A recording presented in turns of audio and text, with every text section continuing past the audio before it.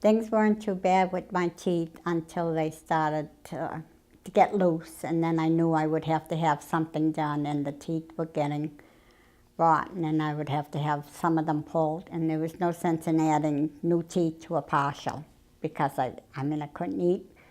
I couldn't bite down really on much of anything.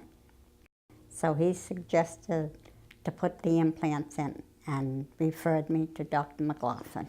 After talking with Dr. McLaughlin, we decided to have we started out with 2 implants, but then as he did the 2, he realized I would have to have a 3rd one, and it would fit the plate better with 3 than 2. So we went ahead and did 3 implants instead of 2. And then once I got the teeth, I got used to it for, you know, after a few adjustments.